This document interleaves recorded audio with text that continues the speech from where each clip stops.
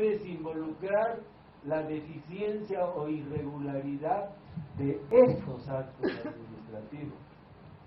No dirás, por ejemplo, impugno las bases, porque está prohibido impugnar las bases, pero sí dirás, señor, las bases contienen un requerimiento técnico mínimo que no es tal, o podrás cuestionar cualquier otra decisión anterior al proceso de selección. Y entonces esta corriente, que es parte de la Argentina, y hay una serie de países, dicen lo siguiente, que en efecto sí son actos administrativos aquellos anteriores al proceso de selección, porque potencialmente van a comprometer el interés de los proveedores, de los participantes, postores y o contratistas en su momento. Por lo tanto, potencialmente sí son actos administrativos. Es una corriente que no está escrita acá, no está escrita, pero es la misma corriente que utiliza, por ejemplo, el Tribunal de Contrataciones. Entonces, yo he visto algunos fundamentos de algunas resoluciones donde expresamente se dice eso, siguiendo al famoso Dromi, ¿no es cierto? La es de Roberto Dromi, creo que. Y entonces, esa es la explicación de por qué queríamos hablar del acto administrativo. Entonces, cuando actúes, tiene una finalidad de nuestro deseo. Cuando actúes en los actos preparatorios anteriores al proceso de selección, actúa como si emitieras actos administrativos. Es decir, cuida que aquello que hagas sea de tu competencia, que tenga finalidad pública, que tenga motivación, es decir, que razones con los hechos y con el derecho, y que además esté premunida de una serie de procedimientos administrativos. No dejes de hacerlo. Piensa que lo que vas a decidir corresponde a la naturaleza de un acto administrativo. Esa es la explicación, que puede ser muy discutible, pero que hasta la fecha se sigue manejando. Por eso es que se publica la resolución que aprueba el plan anual, porque si fuera un acto de la administración no aparecería como tal, como una resolución. Cuando se aprueban las bases administrativas, el artículo 26 de la ley no diría que se aprueba mediante resolución o acuerdo. No diría, porque la resolución o el acuerdo no es sino una forma del acto administrativo. Puede ser con cualquier escrito, con cualquier documento, se puede emitir un acto administrativo. Pero cuando ya te dice resolución, ya nosotros sabemos que resolución es un acto administrativo.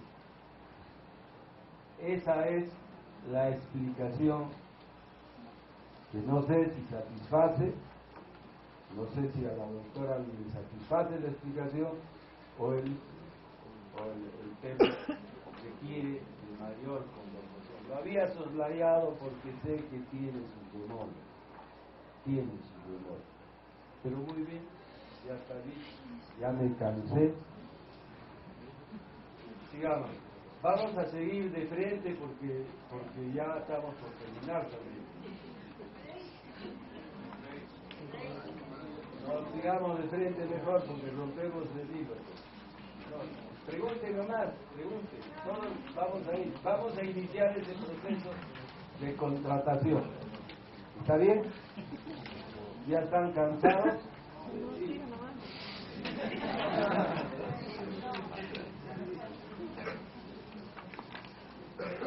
¿Está cansado usted, maestro?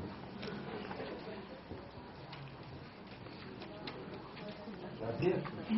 Es difícil que alguien te escuche más de 30 minutos, salvo que estés enjuiciado y quieras saber algo. Y ahí sí no te quita ni hasta el sueño se te quita.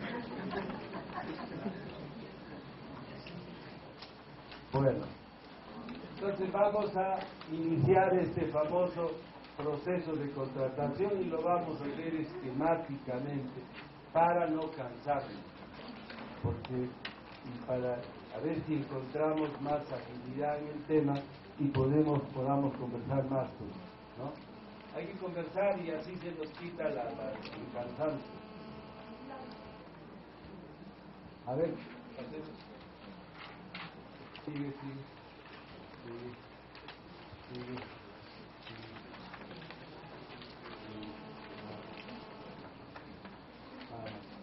Ahí. Vamos a empezar con la primera fase del proceso de contratación, la denominada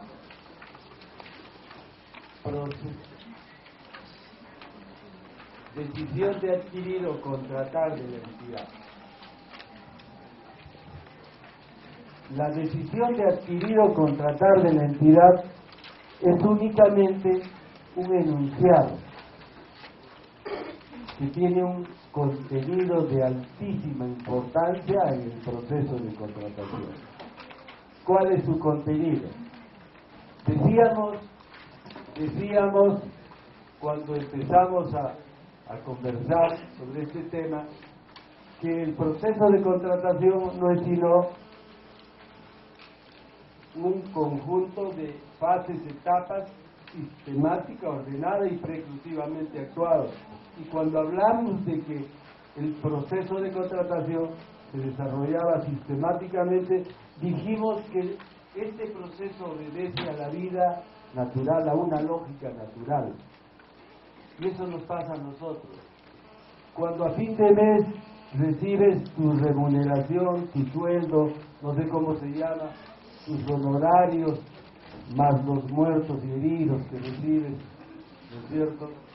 Todo lo juntas para hacer un presupuesto, ¿no?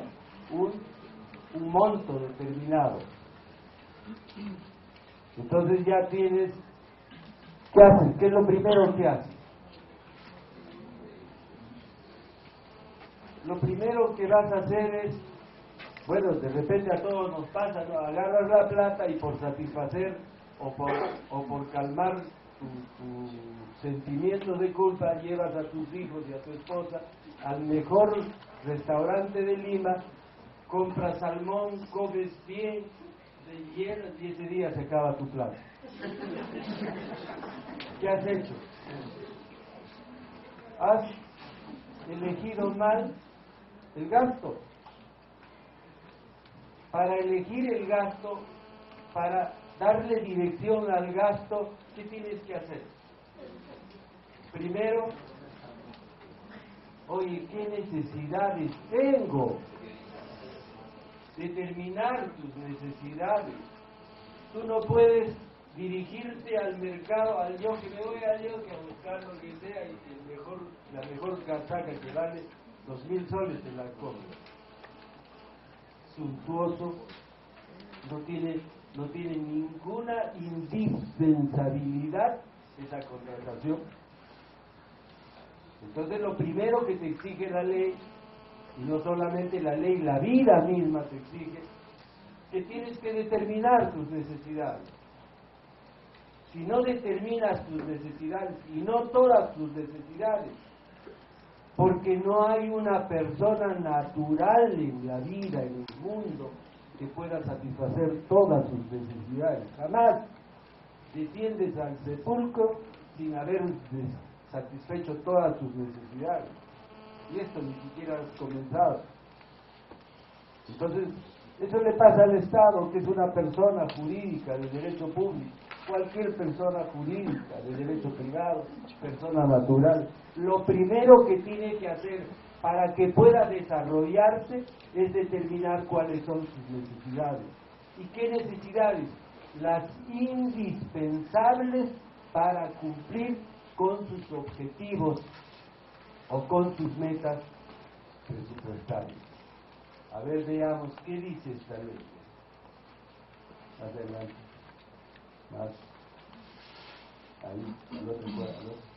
Ahí. Y decíamos que el proceso de contratación no es sino un mecanismo procesal del proceso presupuestario.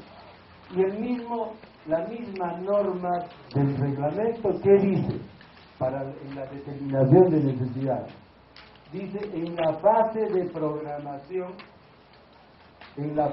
programación y formulación, etapas o fases del proceso presupuestario. Mira tú. ¿Qué más? Cada una de las dependencias de la entidad determinará, dentro del plazo señalado por la normativa correspondiente, sus requerimientos de bienes, servicios y obras en función de sus metas presupuestarias. Entonces, no le está diciendo, oye, determina tus necesidades como quieras, sino restringe a las metas presupuestarias. ¿Y cuándo le dice? ¿Cuándo debe determinar?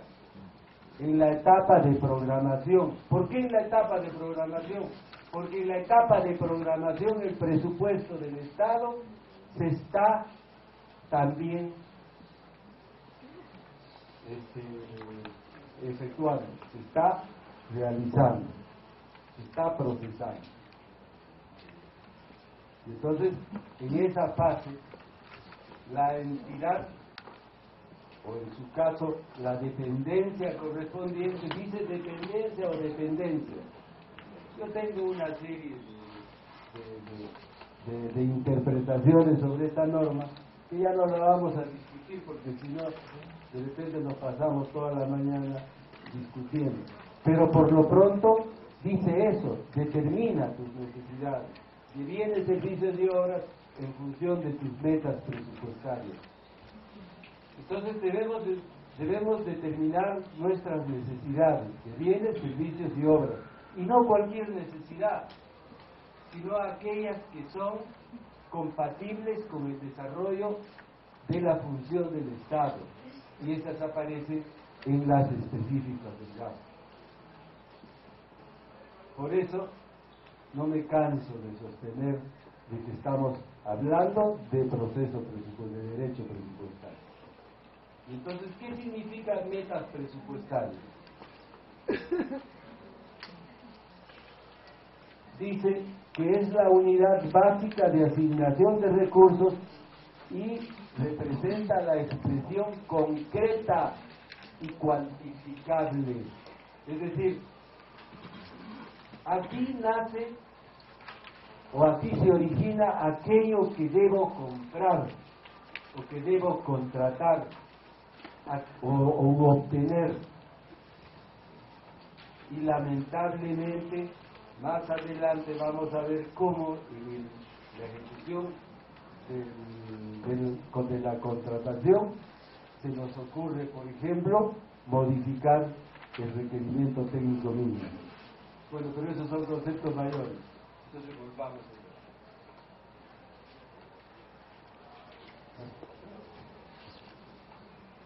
Entonces dice, señalando la programación de acuerdo a sus prioridades. Eso quiere decir que la dependencia encargada de determinar las necesidades, lo que tiene que hacer es programarlas. Necesito comprar zapatos en julio, que va a haber un reclutamiento del personal. 2.000 zapatos, concreta y cuantificable. Después no puedes hacer más para reducir esa prestación, porque te permite la ley, tienes que sustentar. Para adquirir complementariamente tienes que sustentarlo. Para comprar o adquirir un adicional o contratar un adicional tienes que sustentarlo. Pero esas son otras figuras. Entonces le dice, prográmalos ¿para cuándo? Para agosto. ¿Y cómo lo programas? Usando el periodo presupuestal